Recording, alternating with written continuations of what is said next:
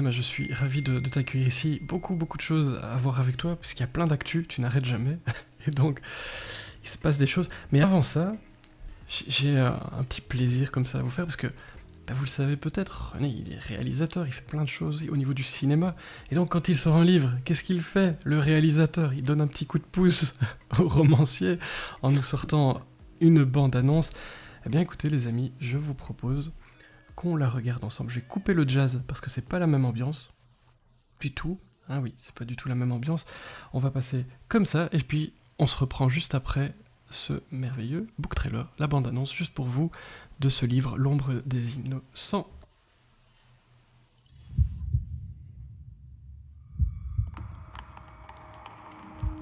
Nous avons tous une histoire. Un passé qui nous définit et qui justifie nos actions.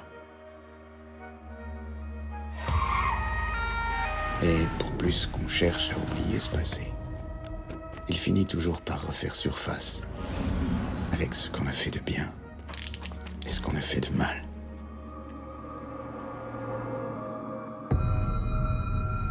Il y a mon ADN sur la scène de crime. Et j'ai pas d'alibi. Mais comment c'est possible?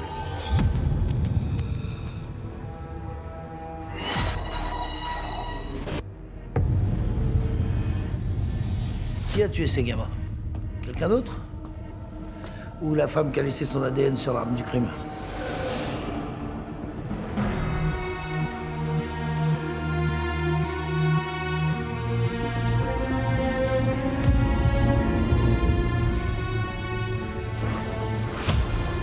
La plupart des gens sont conditionnés à faire le bien. Ils le pratiquent par habitude, sans le remettre en question. Le mal, lui, est acquis. C'est une vocation. Lâche cette arme! Lâche ta putain d'arme! Il s'est vraiment rien passé. Enfin, Vincent, pour qui tu me prends? Je suis mère de famille, pas une tueuse en série.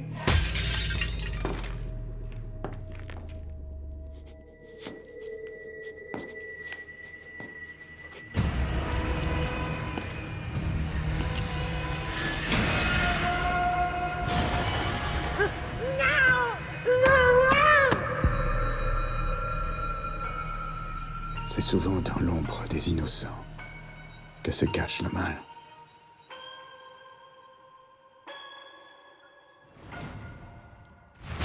Et cette image de fin incroyable. René, c'est ma première question, mais je le disais, c'est important que le réalisateur donne un petit coup de pouce comme ça au romancier au moment de la sortie. Ouais, j'ai commencé à faire ça en fait à partir d'Apocryphe en fait, parce que mon éditeur me disait: «Mais c'est un thriller, René, que tu as fait?» Bah oui, c'est un thriller, c'est juste, pas la même époque, mais et donc j'ai eu, par rapport à cette question, envie de lui montrer en images en fait, quelque part et donc on a fait un book trailer, de une comme une bande annonce en fait. C'est moi j'appelle ça un livre annonce en fait. Tu vois ce que je veux dire? C'est un Ouais. livre annonce. C'est comme une quatrième de couverture, mais au lieu d'être, à lire, c'est à voir et je trouve que c'est une façon intéressante de teaser en fait les gens, y compris ceux qui ne lisent pas et qui pourraient être tentés. Parce que c'est vrai qu'en ouvrant un livre, on rentre dans un univers, à chaque fois qui enfin, c'est extrêmement interactif la lecture. Les gens, aujourd'hui, se mettent, si tu veux, ils essayent de rentrer dans les jeux vidéo en se mettant des lunettes, tu vois, Mhm. spéciales, pour essayer d'être le plus interactif possible avec une histoire, alors que ça existe depuis Gutenberg, tu vois, en fait. Mhm. Il suffit que tu lises un livre et puis tu rentres dans un univers et voilà, c'est donc le le piège quand tu fais ça, c'est que, et je me dis à chaque fois: «Je ne veux pas montrer aux gens, les visages, des personnages». Je propose, si tu veux, des visages qui sont liés un peu à la psychologie des personnages, mais pour moi, c'est pas comme ça qu'ils doivent être, spécialement. C'est juste des comédiens qui me prêtent leur sensibilité pour essayer, si tu veux, de donner une apparence, mais ben, à chaque fois, si tu veux, c'est plus le talent des comédiens qui est important pour moi que leur apparence. Alors forcément, j'essaye d'avoir un homme pour un homme, une femme pour une femme, un enfant pour Mhm. un enfant. Mais si tu veux, c'est comme quand tu vois une pièce de théâtre jouer. Tu peux avoir combien de gens qui sont Othello? Tu vois, je veux dire, combien de gens sont Hamlet? C'est pas le premier qui va jouer Hamlet où tu te dis, ah, Hamlet, il est vraiment comme ça. C'est une façon de véhiculer finalement les mots de Shakespeare. Et là, bon, ben, à toute proportion gardée, c'est ce que j'essaye de faire, de véhiculer les miens à travers un petit film d'une minute, de 2 minutes, qui permet vraiment de rentrer dans l'univers, en fait, et de voir que effectivement, quels sont les enjeux qui vont se poser, quelles sont les problématiques que les personnages vont rencontrer. Et puis, voilà, c'est une façon ludique, en fait, de parler d'un livre. C'est l'intention qui compte plus que les gens qu'on voit. Du beau monde, hein, quand même. Je crois qu'il y a du monde à remercier. Et au-delà de ça, c'était une vraie aventure aussi sur les réseaux de suivre le tournage, la préparation. Je me rappelle les images du décor. C'est aussi une occasion de montrer l'envers du décor de quelqu'un dont c'est le métier. Et j'ai eu beaucoup, beaucoup de retours, beaucoup de questions là-dessus aussi. Parce que c'est presque un projet à part entière. J'ai eu des retours qui disaient, mais il y a un livre en fait. Parce que Ah oui, ça oui, c'est pourrait être ça. un film tout de Parce qu'en suite. fait, si tu Tu veux, as eu c'est ça? vrai que c'est un peu nouveau. Tout ce qui est nouveau, finalement, pose question et c'est pas quelque chose qui se pratique fréquemment. Mais bon, pour moi, l'audace, c'est quelque chose de très important, en fait, et qui se perd de plus en plus. En fait, je pense que c'est parce que tout se normalise, en fait, et tout devient lisse, et tout, il faut pas faire de vagues, il faut plaire à tout le monde, etc.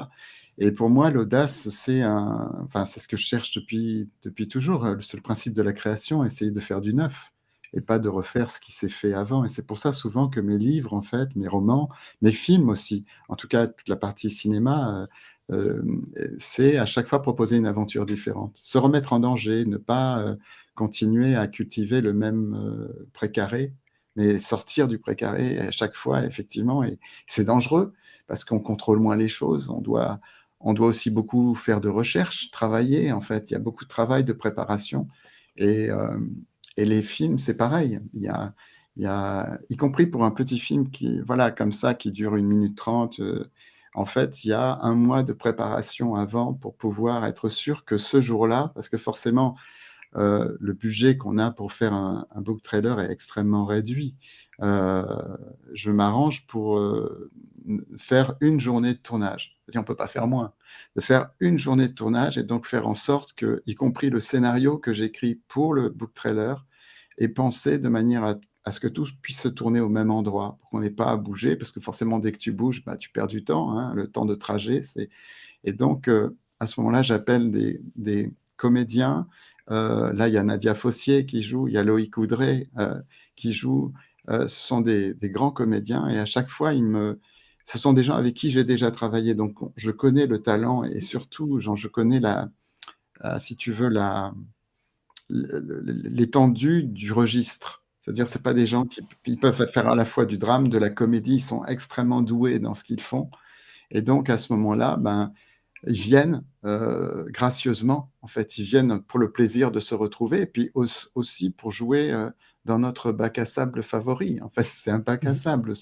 À partir du moment où il y a des pointures comme ça qui se prennent à la fois, qui se prennent au jeu, y compris les techniciens ou Manu Terran à la lumière, qui est un chef opérateur avec qui j'ai fait de nombreux films, épisodes de séries et autres. Euh, les décorateurs. Et ce que je fais, en fait, sur cette journée, et on va en finir là, parce qu'on parle aussi Mhm. ce soir des livres, Oui. mais je pense que ça intéresse peut-être les gens, c'est que je mélange les générations. À la fois, je prends des vétérans, comme moi, par exemple, donc des gens de ma génération qui ont 30 ans de métier, et je prends des jeunes qui sortent de l'école, et je mélange. Donc, par exemple, les décors ont été assurés par quelqu'un qui sortait de l'école. Donc, Mhm. c'est presque le premier tournage. Ça permet aussi, sur cette journée de tournage, eh ben, de rajouter un titre sur un CV. Au Mhm. début, quand tu es jeune, même si tu as le talent et que tu as appris ton métier, ben, tu vas avoir du mal à l'exercer. Et donc, en fait, sur une journée de tournage comme ça, ben, tu peux mettre un crédit sur un CV, peut-être même le premier crédit sur un CV. Et surtout, tu te heurtes à la difficulté d'un tournage avec une exigence maximum, parce que moi, je ne vais pas baisser mon exigence parce que c'est un jeune qui sort de l'école. Au contraire, je vais lui montrer le niveau d'exigence qu'il va falloir qu'il obtienne. Et surtout, il va travailler de concert avec des gens qui l'ont déjà, ce niveau d'exigence. Et il va le voir. Et donc, c'est une expérience formidable, à la fois derrière la caméra, c'est-à-dire au sens dans le fait de faire ensemble, toutes générations confondues, seniors et juniors, en fait, ensemble. Et d'ailleurs, ça a une bonne métaphore à faire pour la société, hein. Au moment où les seniors s'arrêtent de travailler à 50 ans alors qu'ils ont une expérience phénoménale et que les jeunes, à la limite, auraient besoin de cette expérience, de la partager de manière comme une sorte de mentorat.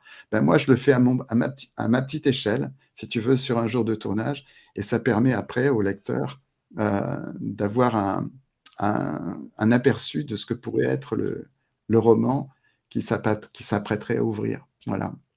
Et le roman, on va en parler, parce que vaut la parole de quelqu'un face à la reine des preuves? C'est ce qu'on voit passer un peu partout dans les retours, beaucoup de retours sur ce livre pour l'instant, évidemment, et c'est pas fini.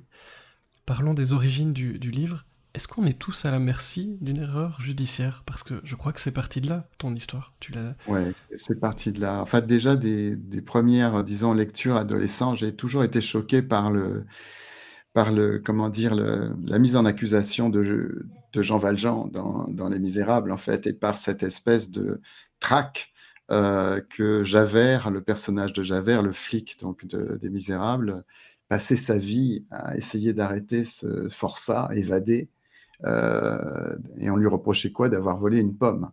Donc, je veux dire, c'est pour ça qu'il avait été mis au bagne. Et c'est vrai que, si tu veux, cette situation, donc c'est une situation d'innocence, c'est une métaphore pour dire que le type, en fait, il mérite pas ni le bagne, d'avoir fait toutes ces années de bagne, ni qu'on lui enlève sa seconde chance quand il devient Monsieur Madeleine et qu'il n'est plus le forçat évadé et qu'il se repentit quelque part. Enfin, pas qu'il se repentit, c'est un reconverti, quelqu'un qui est converti au sens qu'il a changé, il est devenu quelqu'un de bien. Donc, si tu veux, ce truc, enfin, cette lecture d'adolescence, en fait, m'a habité longtemps. Et moi, j'adore Hugo, j'adore la force d'Hugo, le pouvoir visuel d'Hugo dans tout ce qu'il écrit, à la fois dans la poésie comme dans la prose. Et au moment de l'affaire d'Outreau, quand on a compris que tout ça, enfin que les gens accusés étaient innocents, alors qu'on les avait tous, tu vois, honnis, on était tous prêts à dire que c'était à véhiculer même la diffamation, hein. Et tu sais, la diffamation aujourd'hui, c'est terrible, hein. Avec les réseaux sociaux, en plus, les gens se cachent, ils disent du mal des gens sans savoir, et les jalousies alimentent, si tu veux, l'aigreur des gens. Et donc, quand j'ai compris que tout ça était finalement une forme de manipulation, quelque part, même non volontaire, et que j'étais tombé dans le panneau en disant « Putain, quels salauds, ces gens qui ont fait ci, qui ont fait ça », et je traitais ces innocents de salauds, je me suis dit « Mais aujourd'hui, qu'est-ce qui pourrait faire très facilement que n'importe qui pourrait être accusé de quelque chose simplement parce qu'on brandit quelque chose qui est considéré comme infaillible, c'est-à-dire l'ADN. » Et donc, je me suis dit, est-ce que l'ADN est vraiment infaillible?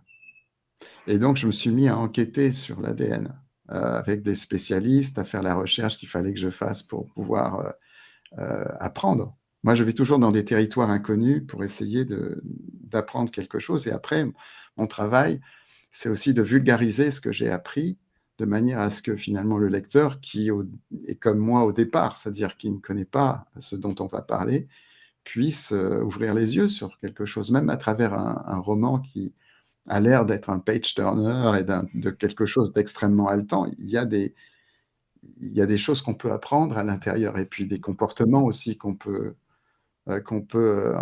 anticiper. Et puis, donc là, je me suis dit, la reine des preuves, est-ce que c'est vraiment la reine des preuves? Et donc, en fait, je me suis aperçu que oui, c'est la reine des preuves pour disculper quelqu'un. Car en fait, quand on établit quand on n'établit pas une empreinte génétique, on établit un profil génétique. Déjà, dans les deux mots, on voit la différence, c'est-à-dire quelqu'un qui doit correspondre à un certain profil. En fait, on analyse 13 marqueurs, on expertise 13 marqueurs. Et si ces 13 marqueurs sont les mêmes, le profil est défini et donc, quelque part, ça réduit énormément forcément le potentiel de suspect. Parce que le gars, il a 13 marqueurs. Alors, est-ce qu'il n'y a qu'une seule personne qui peut avoir ces 13 marqueurs? Non. Et il y a eu des erreurs, il y a eu des choses comme ça qui sont répertoriées d'ailleurs. Et donc, je me suis renseigné et j'ai vu que l'université de Dundee aux États-Unis avait fait, le département de police scientifique justement de l'université, avait fait une enquête pour savoir, si vous voulez, que valait l'ADN. Et surtout, quel était le taux d'erreur possible, parce que forcément, c'était important pour eux, comme ça l'est pour nous. Ils se sont aperçus qu'il y avait 1% d'erreur possible. Soit que ceux qui manipulaient pouvaient laisser leur ADN, soit que deux profils génétiques pouvaient être identiques, alors que ce sont des gens qui ne sont même pas de la même famille.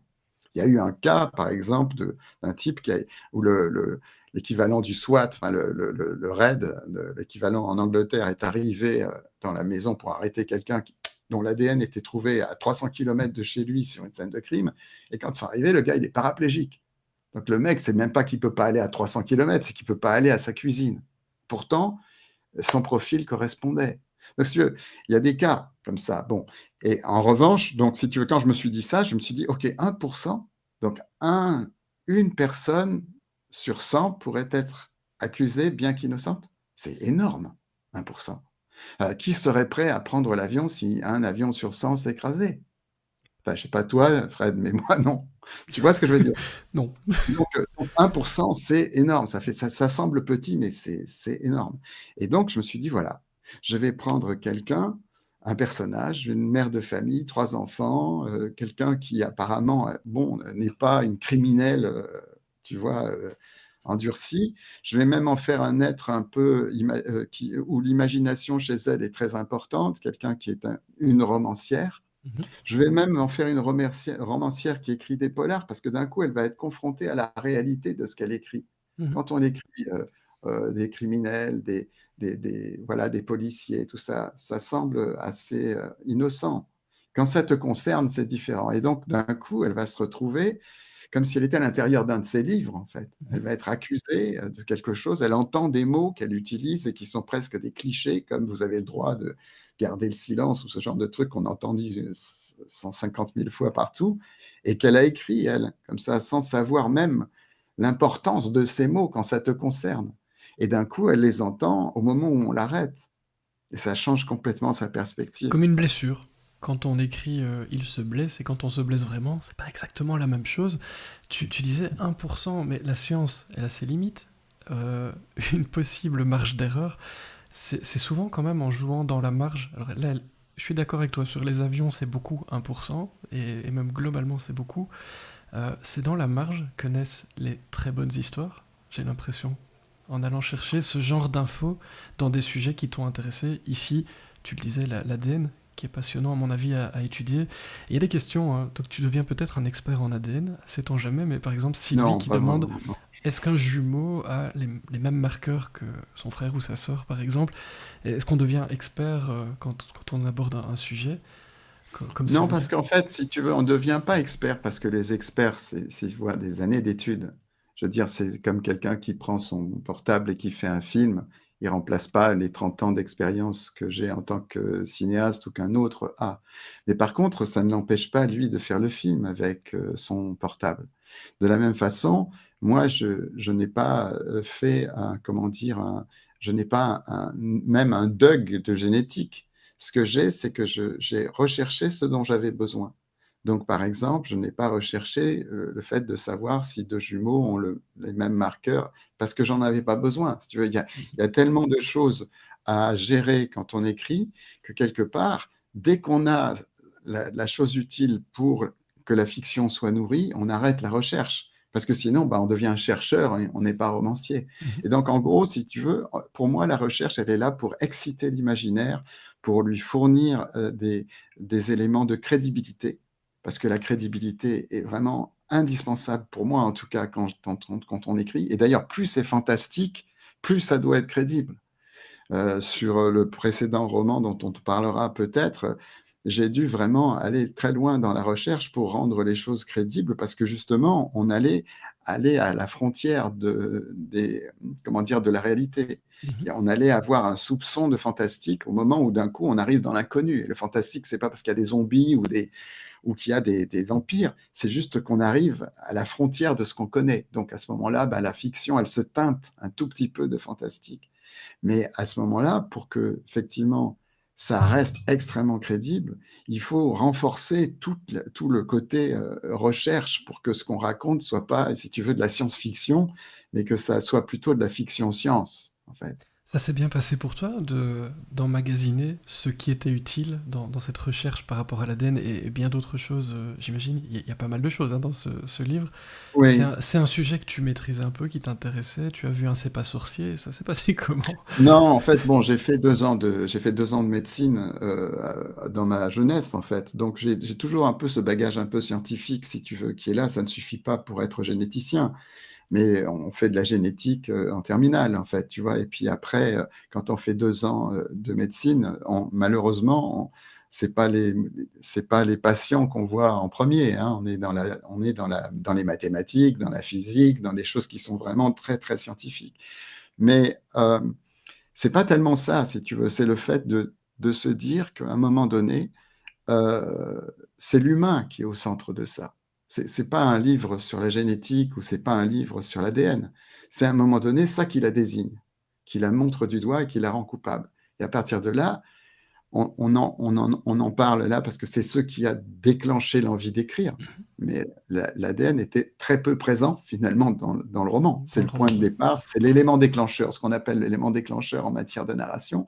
C'est l'élément déclencheur, et puis à partir du moment où l'action est déclenchée, ça ne parle pas de génétique dans le roman.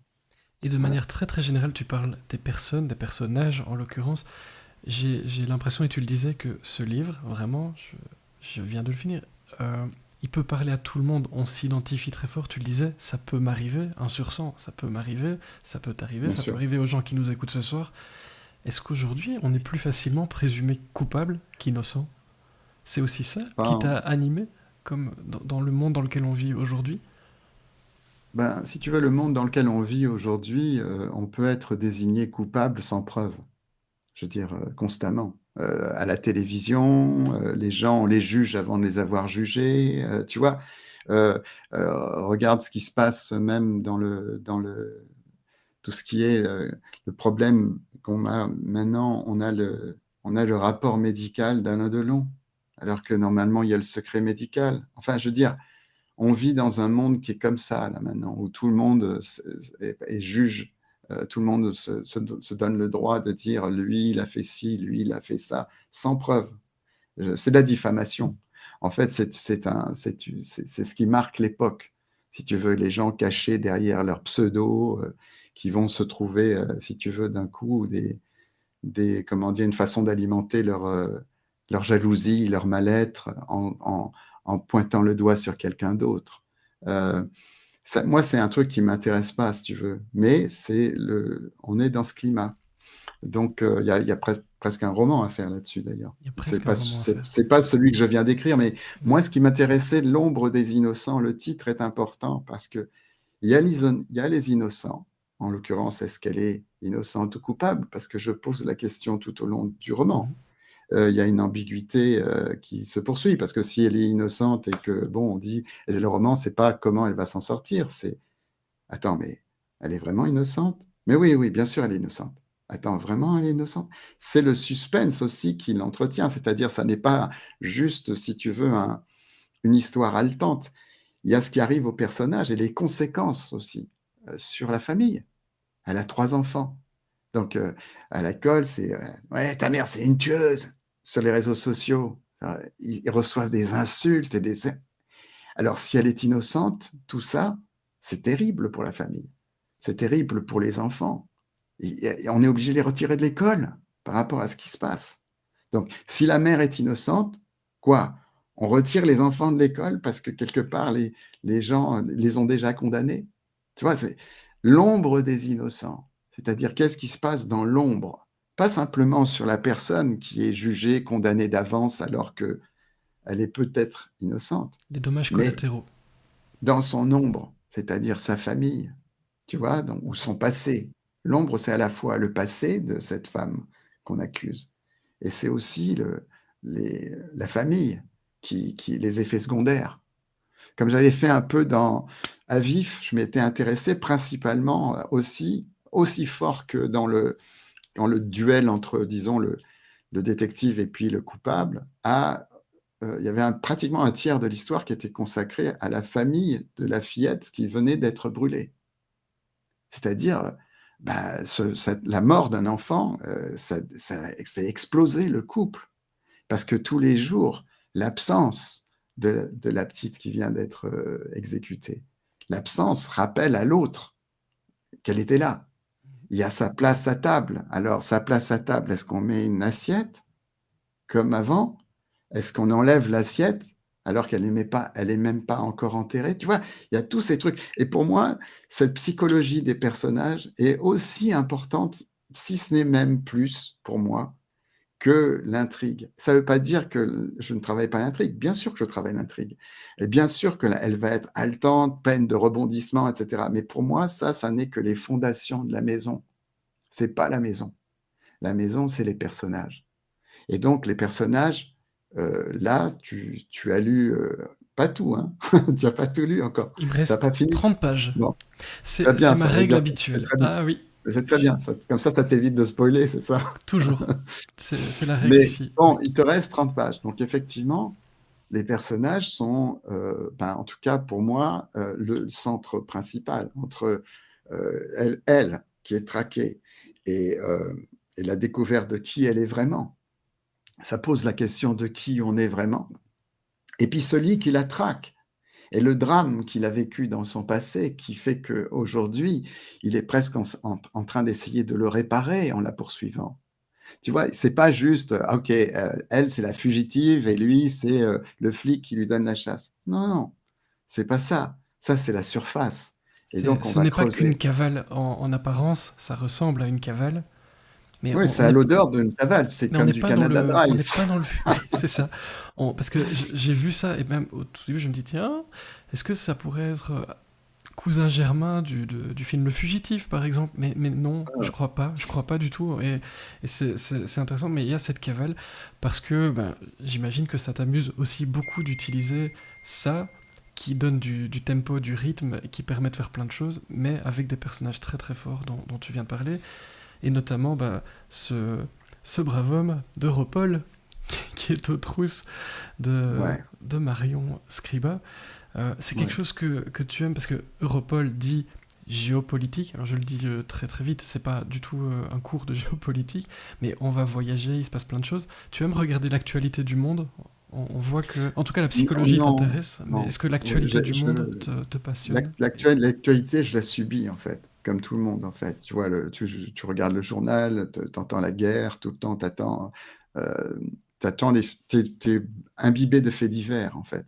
Et donc ça, si tu veux, c'est des choses qui sont polluantes, quelque part, parce que tu n'as pas la main sur la politique, tu n'as pas la main sur le niveau, comment dire, sur le pouvoir d'achat des gens, tu n'as pas la main. Tu as la main sur ce que tu peux faire pour ta famille, pour tes amis proches.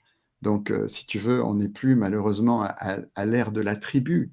Donc, on n'a plus, on est, si tu veux, otage en fait de l'actualité. On ne contrôle rien.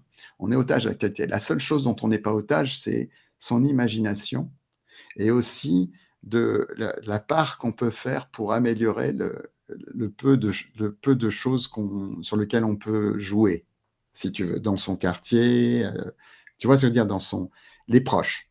Euh, donc, l'actualité, pour moi, ce n'est pas une source d'inspiration du tout. Ce qu'il est souvent, c'est la recherche. Et la recherche, ça n'est pas l'actualité. C'est toi qui fabriques ton actualité en te concentrant sur des centres d'intérêt que tu as, pour essayer de fouiller le passé aussi, parce que pour comprendre le présent, souvent, c'est le passé tu vois, qui te donne des clés. Ne pas connaître l'histoire, c'est avancer avec un bandeau sur les yeux, parce que les choses se reproduisent en fait. Donc l'histoire est très importante. L'histoire avec un grand H, je veux dire, hein, pas la petite histoire, mais la grande histoire. La C'est grande histoire. important. Et donc, moi, par exemple, c'est souvent dans la recherche que je trouve éventuellement une idée pour pouvoir, à ce moment-là, en faire un livre. Et le rôle du roman, c'est pour moi, ça répond à des questions sans réponse, en fait. C'est tenter d'y répondre, tu vois. Question de Sylvie, est-ce que c'est toi qui as choisi le titre de cet excellent livre, L'ombre des Alors, innocents? le titre, non. Le titre, c'est un ping-pong entre moi et mon éditrice, en fait. Ça a toujours été ça. J'ai toujours un titre de travail que je change d'ailleurs à mesure que le roman progresse. C'est pas, je ne m'accroche pas à un titre parce qu'il change et qu'il changera et qu'il continuera à changer. Et quand mon éditrice a lu le roman, Caroline Épée, qui est l'éditrice avec qui je travaille depuis le début, euh, quand elle va lire le roman, elle va lire un roman sans rien connaître. Et c'est là aussi de voir le rapport de confiance et aussi l'adhésion de l'éditeur qui est quand même important. C'est-à-dire, j'ai vraiment une plage de liberté totale dans ce que j'écris.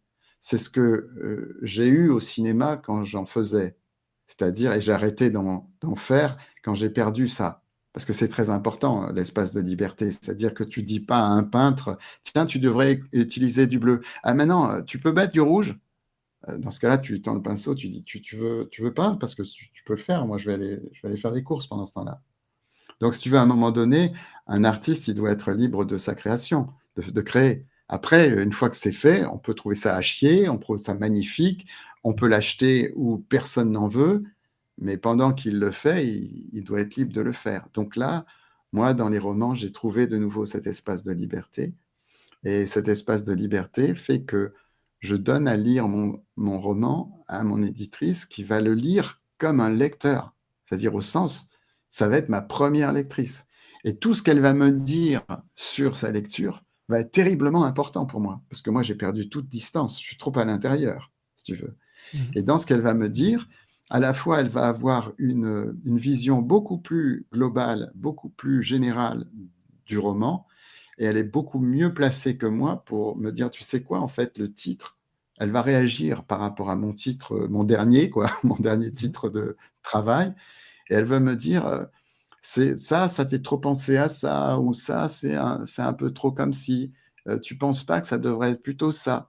Et donc, elle va me dire un truc, et je vais dire, ah non, c'est à chier, ça va pas du tout, etc. Et comme ça, et je vais lui expliquer pourquoi ça va pas. Et à partir du moment où j'ai cette explication, elle comprend ce qui me gêne dans ce qu'elle propose, et du coup, elle propose autre chose. Et c'est très rapidement qu'on arrive à quelque chose de commun. Euh, et Beaucoup de là, ça a été... rebondissements dans un titre comme dans le livre, en fait. Ah oui, oui, oui, non, mais c'est important parce que ça doit être à la fois, si tu veux, ça peut pas être juste un joli mot qui va être déconnecté de l'histoire. Là, l'ombre des innocents, en voyant même l'aspect métaphorique qu'il peut avoir, alors que ça a l'air d'être un titre de polar, machin, etc. Mais dedans, il y a une valeur, si tu veux, quand on a lu le livre, où on se dit, ah ouais, d'accord, oui, oui, c'est ça, en fait. Pourtant, il y a le mot innocent, donc l'innocent, coupable, innocent, ça fait partie si tu veux, du point de départ. Mais l'ombre amène quelque chose. Parce que l'ombre, c'est ce qu'on projette, tu vois, et les gens, ils ressemblent souvent plus à la lumière qu'ils projettent plutôt qu'à celle qu'ils reçoivent, tu vois. Et le Belge Click, il nous dit, c'est chouette de voir ce rapport de confiance associé à cette liberté, les deux vont de pair. Je le disais, beaucoup de rebondissements. Est-ce que c'est ta hantise de laisser les gens s'endormir paisiblement? Parce que, est-ce que tu veux vraiment qu'ils dévorent le livre sans pouvoir s'arrêter? C'était un peu mon cas, hein. Les Ouais, nuits étaient non, plus moi, courtes, étrangement. ouais, Est-ce que tu veux comme ça donner cette envie de non. voir la suite, Non, finalement, toujours? j'ai juste envie qu'il soit à l'intérieur du livre. Moi, c'est mon obsession.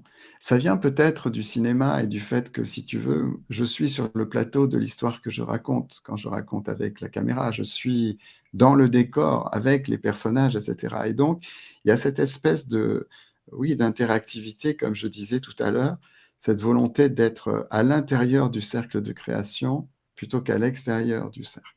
Et là, si tu veux, on a une vertu supplémentaire avec le roman qu'on n'a pas en tant que cinéaste, c'est la possibilité de rentrer dans les états d'âme des personnages, dans leurs secrets, dans ce qu'ils pensent, si tu veux. Et ça, nous, on est à l'extérieur au cinéma. C'est pas pour rien qu'on appelle ce qu'on met sur la caméra un objectif. On est objectif, on est à l'extérieur. Dans un roman, on est subjectif, on est à l'intérieur. On peut avoir un personnage, mettons, qui est follement amoureux de quelqu'un, on le sait parce qu'il nous le confie, il le confie au lecteur.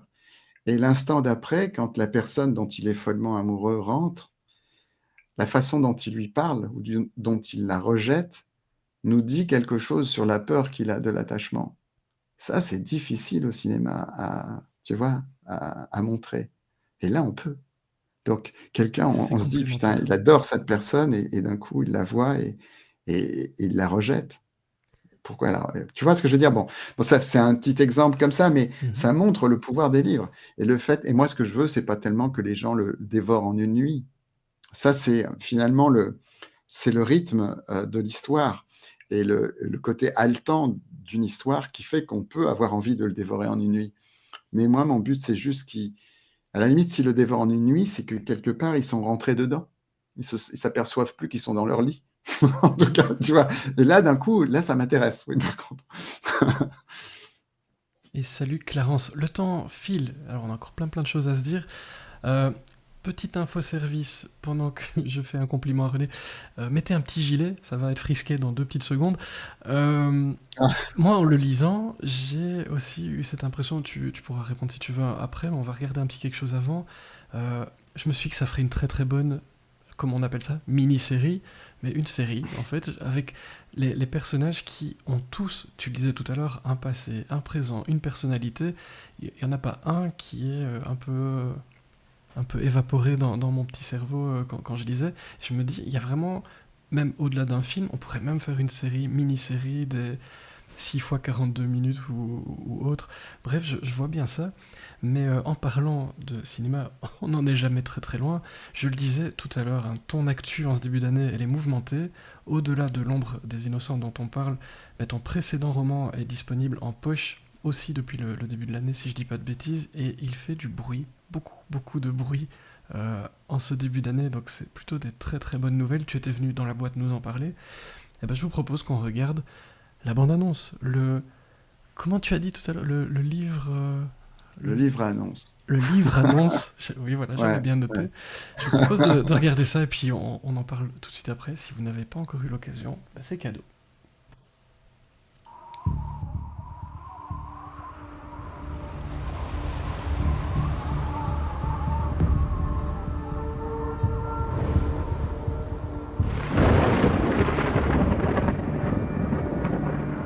Le mal est invisible à l'œil nu. Mais il est patient. Même emprisonné sous des kilomètres de glace, il peut attendre des millions d'années qu'on le libère.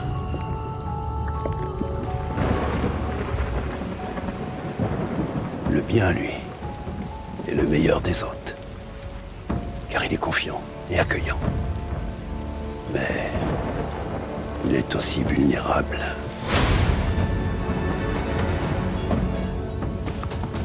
Un mal ancien a été libéré, Dr. Murphy. Un mal venu du fond des âges.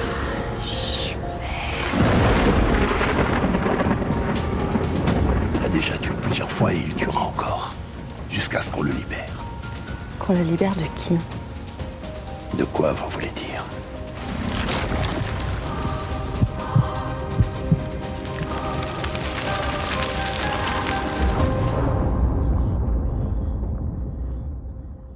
De revoir ça, moi, ça me rappelle tellement de bons souvenirs, si vous saviez.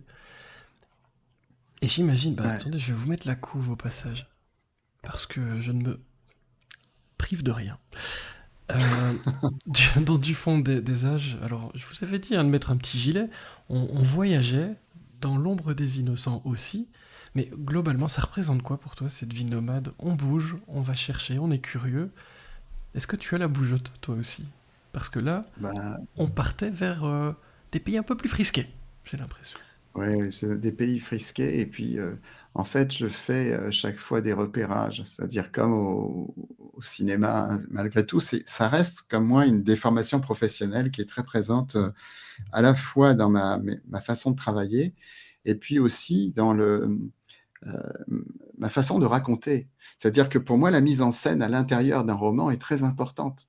Elle ne l'est pas forcément d'ailleurs pour tous. Ça ne fait pas partie de quelque chose qu'on doit absolument faire. Mais moi, je le fais parce que quelque part, c'est la façon dont je travaille.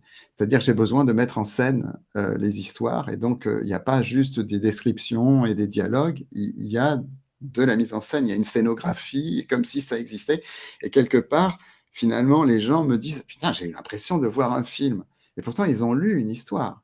Mais ça, c'est simplement qu'il y a c'est un peu comme quand tu filmes, tu mets la caméra d'une certaine façon, tu as un style aussi de tu vois, de mouvement, tu fais une scénographie pour les comédiens. Eh bien, finalement, à partir du moment où je suis dans un espace littéraire, tout ça reste possible. Et d'ailleurs, la musique, c'est la musique des mots. C'est-à-dire que d'un coup, tu peux avoir un style d'écriture aussi, sans que ce soit forcément empoulé. Mais ça veut dire les métaphores sont permises, elles viennent au bon moment, il y a un rythme des phrases. Et du coup, ça, si tu veux, ça participe, disons, c'est qui représente la musique par rapport au cinéma. Euh, donc, je fais des repérages. Ça veut dire quoi? Bah, ça, j'ai passé 48 heures en Antarctique.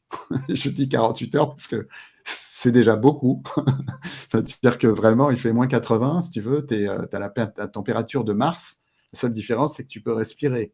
Mais bon, tu as des réactions immédiates organiques. Tu saignes du nez, tu as les oreilles qui saignent. Les oreilles qui saignent. Donc, et les gens me disent: «Ouais, mais t'inquiète, c'est normal». Oui, c'est normal. Oui, c'est normal. Les maux de tête, etc. Le corps n'est pas fait pour vivre à ces températures-là et dans ces latitudes et longitudes-là. Et donc, en fait, passer, si tu veux, ces premières réactions-là, tu commences à pouvoir parler aux gens qui vivent. En l'occurrence, j'étais dans la station Concordia franco-italienne. Et donc, en parlant avec les gens qui sont sur place, euh, ou même avec des gens qui ont été avec les gens qui sont sur place, tu as des confessions qui sont faites à ce moment-là sur comment c'est de vivre sous ces conditions. Et je me souviens un moment donné, après quelques petits coups d'alcool pour tenir, hein, parce qu'il fait froid, euh, les choses se détendent, tu es moins le touriste qui vient juste, tu vois, parce que voilà. Et, euh, et je pose la question au moment clé, c'est-à-dire quand d'un coup tu sens que l'intimité est là, ça prend du temps à l'installer, mais bon, c'est quoi le plus dur pour vous? C'est les 4 mois de nuit totale, c'est le fait d'être la température extérieure, tout ce qui m'arrive là et qui vous arrive à vous aussi, c'est le fait d'être finalement enfermés ensemble, sans pouvoir avoir des moments de solitude, parce que c'est quand même étroit. C'est quoi le plus dur? Ils me disent: «Tu veux vraiment savoir?» Ben ouais. D'ailleurs, c'est peut-être pour ça que je suis là. Ben, le plus dur, c'est quand on rentre et qu'on s'aperçoit que le monde a continué de tourner sans nous. C'est ça le plus dur. Et donc, si tu veux, je sais à ce moment-là que je suis allé là-bas, non pas pour voir avec mes yeux le visuel, comme on fait des repérages au cinéma pour voir le décor. On peut facilement l'imaginer, il y a des très belles photos d'Antarctique. Non, je suis venu là-bas faire mes repérages. C'était des repérages humains, pour savoir comment pensent les gens, que ressentent les gens soumis à ce climat-là. Et ça, tu peux pas l'avoir sur Google. C'est un témoignage humain, d'humain à humain. Quelque chose qu'on ne dit pas forcément, tu vois? C'est un truc intime. Et à partir de là, je me rends compte que tout ce qu'on peut avoir comme cliché sur ce que ressentent les personnages dans cette situation va à la poubelle. Il faut que j'imagine, à partir de cette réflexion qu'ils m'ont faite, quelles auraient été les autres réflexions qui pourraient me faire dans cet état d'esprit-là. Et là, j'ai des vrais humains. Je quitte les personnages de papier. J'ai des humains. Et là, ces humains-là qui vont être confrontés à la bactérie qu'ils ont cherché à arracher à son milieu naturel. Et quand on arrache une bactérie qui est bien à 3 kilomètres sous la glace depuis des millions d'années et qu'on la met à l'extérieur pour l'étudier, faut pas s'étonner qu'elle cherche à survivre. Tu vois? Et la suite dans Voilà. cet excellent livre, puis vous pouvez tout réécouter de ton précédent passage dans la boîte, je vous mettrai le lien. J'ai encore 2 mini-questions. Salut Franck, tu m'accordes encore 2 mini-questions. Pas de soucis. C'est très gentil. Euh, Est-ce que c'est possible, parce que je le disais, le démarrage de ton nouveau livre se passe très bien, pour Du fond des âges en poche, ça se passe très très bien. C'est possible de vivre le rêve américain en France, dans le milieu littéraire notamment? Est-ce que le rêve français peut se réaliser? Les gens se posaient la question parce qu'on a l'impression que tout se passe bien pour toi. Et ça fait plaisir. Mais c'est vrai qu'en cinéma et en littérature, c'est peut-être pas les mêmes réalités. Mais en littérature, avec ces 2 livres et les précédents, si on étend à tout ça, est-ce que le rêve français, ça existe? Est-ce que ça peut se réaliser? Bah, écoute, en tout cas, moi, je l'ai cherché toute ma vie, hein. C'est-à-dire que mon exil aux États-Unis, parce que c'est comme ça que je l'appelle, était dû au fait à la difficulté que j'avais de tourner dans mon pays. Et moi, j'ai toujours voulu tourner chez moi. Et d'ailleurs, quand Christian Fechner m'a appelé, j'étais aux États-Unis depuis 5 ans et qui m'a appelé pour venir écrire et réaliser Un amour de sorcière pour Vanessa Paradis, Jean Reno, Jeanne Moreau, écrire en anglais puisque je travaillais là-bas et que le film, on l'a tourné en anglais. C'était pour moi une super excuse pour venir retravailler chez nous et avec l'espoir d'y rester. Et puis au bout de 6 mois, je vais rester et puis voilà, malgré le film a fait 1 million d'entrées, donc c'était pas mal. Et voilà, à bout d'un moment, mon agent m'appelait: «René, tu rentres, il y a du travail, il y a du travail». Bon, et quand j'avais plus d'argent, je suis rentré. Donc moi, le rêve français, je l'ai toujours eu. Mes 10 ans aux États-Unis, c'est pas: «Ah, je veux aller à Hollywood», c'est: «Je veux continuer à faire mon métier, je veux pas changer de métier». Tu vois ce que je veux dire? Je veux Mhm. continuer à raconter mes histoires, la façon dont moi je raconte des histoires, ce que j'ai envie de raconter, pas ce qu'on veut me faire raconter. Et par contre, que ce soit en français, en anglais, en coréen, moi, j'en ai rien à foutre. Dans Movies, il y a Move. Donc, ma femme savait qu'on allait bouger. Et on a bougé. On a beaucoup bougé. Donc, aujourd'hui, je continue à bouger, mais dans les histoires que j'écris. Et une petite dernière pour la route. Je l'ai vu passer là dans le chat. Clarence Pitts, qui est avec nous, vient de remporter le prix du Coquelicot Noir à Nemours. Encore bravo à toi, Ouais. Clarence, je te le dis hier, pas avec Maxime Chatham, mais encore une fois bravo. C'était samedi dernier avec les enfants du serpent. Et hier, on était à table ensemble et bah, elle dit bah, tu reçois René, mais j'ai une question pour René. Tiens donc. Elle disait bah, René est un réalisateur, on a compris, un auteur très créatif, on a compris, mais de qui s'inspire René Manzor? C'est la question Bah, de Clarence. déjà Clarence, c'est quelqu'un qui a une plume extraordinaire. On le voit d'ailleurs dans tous ses romans. Et elle est multiprimée. Je veux dire, elle vient de recevoir ce prix du Coquelicot Noir pour les enfants du serpent. Mais elle a reçu le prix Club pour Meurt mon ange. Elle a reçu le prix des Mordus du thriller pour Ineffaçable. En fait, presque tous ses romans sont primés. Et donc, c'est quelqu'un très important et qui a vraiment un univers et une plume extraordinaire. Il y a des passages dans Les Enfants du Serpent qui sont à la fois extrêmement violents, mais avec une force et visuelle aussi, dont on parlait tout à l'heure, justement, la puissance visuelle. C'est voilà. Bon, donc déjà, si tu veux, ben oui, je suis très content pour elle et c'est enfin, c'est plus que mérité. Donc la question de Clarence, moi, en Qui fait, si tu veux, inspire c'est René? ce qui inspire, c'est les questions sans réponse. C'est ce que je disais tout à l'heure. Mhm. C'est-à-dire, tu vois, le la derrière chaque roman, en fait, il y a une question presque métaphysique ou philosophique que je ne mets pas en 4e de couverture parce que sinon personne n'achèterait le bouquin, tu vois? Mais qui est au cœur de Oh, l'histoire, qui est moi je qui l'achète. est Ouais, toi, tu l'achètes peut-être, ouais, bon, mais qui est au cœur de l'histoire, si tu veux. C'est un peu comme je compare ça un peu à un médicament. Si tu prends un médicament, si tu prends ce dont tu as besoin pour aller mieux, tu le prends pas parce que c'est dégueulasse. Tu as besoin qu'on mette du sucre autour et là, tu le prends et si tu veux, à l'intérieur, il y a quelque chose qui te fait du bien. Eh ben, c'est pareil pour un roman.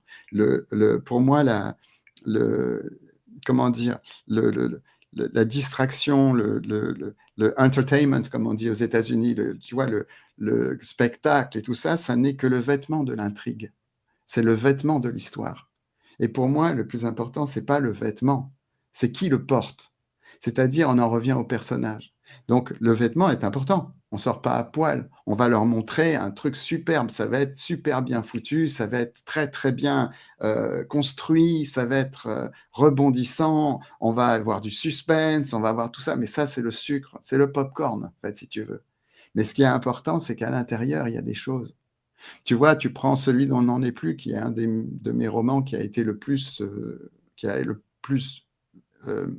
pas marché, mais qui a été le plus lu de tous. Il y a eu le Grand Prix à Cognac, qui a beaucoup aidé à mon acceptation par mes confrères, parce qu'au début, ils disaient, qu'est-ce qu'il vient faire, celui-là? Il vient nous bouffer le sucre sous le dos. Qu'est-ce qu'il vient faire, le cinéaste? Non. Donc, tu vois, les jaloux, les machins, il y a toujours ça. À partir du moment où d'un coup, tu as un prix comme le Grand Prix de Cognac, ça calme tout le monde. Mais moi, ça m'a permis de continuer à raconter mes histoires comme je voulais, parce que je venais pas prendre le lectorat d'un tel ou d'un tel, je venais juste m'exprimer. Tu Et aurais ben, pu abandonner sans ça, sans ce prix Non, qui... non, non. Tu Non, aurais j'aurais pas continué à raconter. abandonné. J'aurais continué, mais si tu veux, un prix, c'est important. Parce que d'un coup, si tu veux, c'est la reconnaissance de tes pairs, d'une certaine façon. Et là, sur ce roman, la vraie raison derrière le livre, l'inspiration dont parle Clarence, c'est est-ce que le deuil est une convalescence dont on se remet? Voilà. Ça, c'est une question sans réponse. C'est difficile, chacun a la sienne. Et à l'intérieur d'un roman qui est un roman, un thriller, avec des tueurs en série, c'est même pas un tueur en série, c'est une série de tueurs, et le truc est extrêmement haletant, tout ça, ben, le détective et la personne qui les recherche, qu'il chasse, ont exactement le même problème. Un deuil dont ils ne se sont pas remis. Et il le gère, ce problème, de façon différente.